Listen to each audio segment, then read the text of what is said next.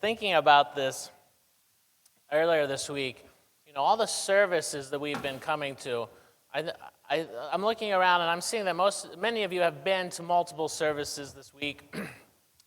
And, there's a certain cumulative effect that takes place with these services. And for some reason this image came into my mind when I was thinking about this week. And I was remembering this story that in 2006, when we first moved to Greece, we were there only a few months, and we had the opportunity to go to Constantinople for a few days. And there, this was shortly before I was ordained, and there in Constantinople, they have the famous Turkish bathhouses, right, with the Turkish massages. And so kind of on a lark, we did that for the experience of a Turkish bathhouse, a Turkish massage. And I actually paid money for someone to beat me up in this massage. I mean, it was a whole experience. There was a range. First, you go into a steam room with a certain kind of heat, and then you go into another room with a different kind of heat, and then this man comes and he's hitting you this way, and you think, oh, okay, that's not so bad, that's good. And then all of a sudden, bam, he's hitting you and he's pulling you and he's contorting you, and you're like, oh my gosh. And then again, a different kind of pattern where you say, oh, okay, I'm just glad he stopped beating me. And so this goes on, and then you end with a certain steam room and a certain temperature water, etc. And I remember stumbling out of there thinking, what's just happened to me? And it was a mixture. It was a strange feeling. It was almost like this cathartic feeling, right?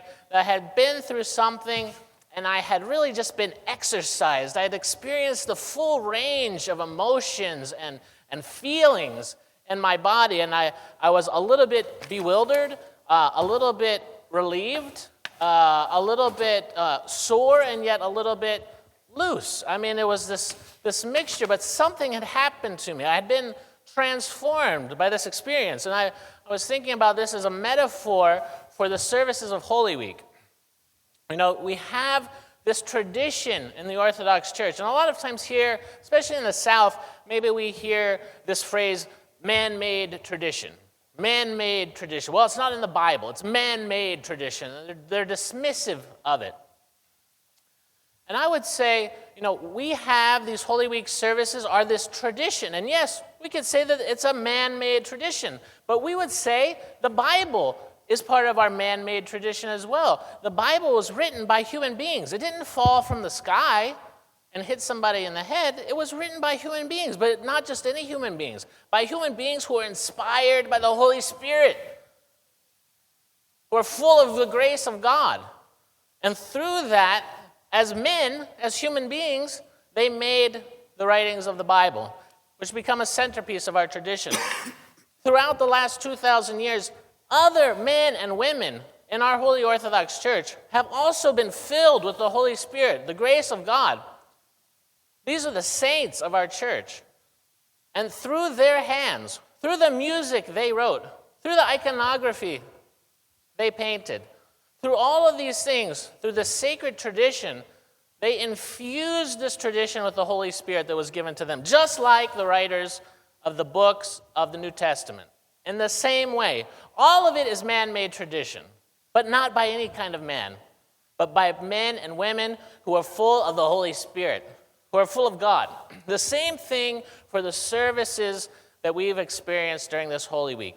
Over 2,000 years, these services and the way they're conducted have been carefully crafted and handed down to us from generation to generation. They've been preserved against change by martyrs who would rather die than have their sacred tradition changed. Because this sacred tradition, which includes the Bible, which includes all of these services we're experiencing, it forms us, it massages us, and when it's done with us, it leaves us a transformed person. Someone new, like me stumbling out of this bathhouse, someone who had just experienced this full range of emotions and now was changed for it. That there was this cleansing that had taken place. It's the same thing with these God-inspired traditions that we have in the church. There is a reason for everything. For everything. Because it's been handed down and crafted for us by men and women full of the Holy Spirit. The music of the church is not open for us to do anything we want. There's exact music that's based on ancient tones that are not like the Western scale. And the saints of our church have used this to express what is inexpressible. The depth of the emotions that we have when we see Christ hanging on the cross for us, when we celebrate the funeral for him with sadness and yet with this bright sadness because we know the joy that is coming. All of this has been carefully experienced and then carefully expressed by the saints of our church.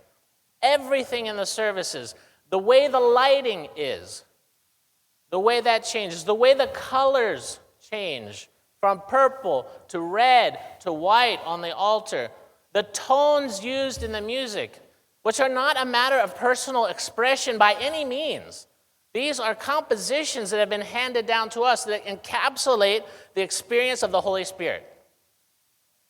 And they're meant to form us, to shape us, to massage us. So that's what's happening to us this week. At this point, many of us who have been through all the services last night, over 3 hours, 12 long gospel readings, we're feeling a bit like I did coming out of the bathhouse. Beaten up, stumbling, bewildered, perhaps. But also, there's a cleansing that's happening. There's something transformative is happening. So I'm glad you're here tonight as the rest of this week unfolds. And so that the church, through this sacred tradition that is not for us to change, it is not for us to change. It is for us to preserve carefully so that we can pass on this experience of Christ, this experience of God that's been given to us by the saints so that we can experience and then pass it on to those after us faithfully, to hand down the tradition. So we are living now a part of this 2,000 years of continuity. Not only over time, diachronically we would say, but also across the world now. I always remind our catechumens, there are 300 million Orthodox Christians in the world today. We are the third largest religious body in the world. Tonight, at this same exact time, with us, 300 million other Orthodox Christians are celebrating this exact same service. And God willing, any of them from any of those countries would be able to be transported to our church and know exactly what is happening. Because the symbolisms, the music, all of these things will have been preserved across these cultures, across time. It won't be dependent on where they live. They all of us are sharing in this universal tradition. All of us tonight are celebrating the funeral of Christ, and all of us should be transformed by this. So, God be with us tonight. I'm so happy that things are improving. The metropolis has relaxed many of its regulations, and you're going to start to see more and more of our normal ways of operating here in the church returning to us, God willing, including one favorite tradition, passing the tray. The parish council wanted me to announce to you that passing the tray will resume tonight, so don't be shocked. The metropolis has allowed us to do this. God bless you all. Thank you for supporting your church, for being here over the past year. It's been very difficult. This has been a long journey over the last year to get to this point tonight. We're all eagerly awaiting the resurrection. So God bless you.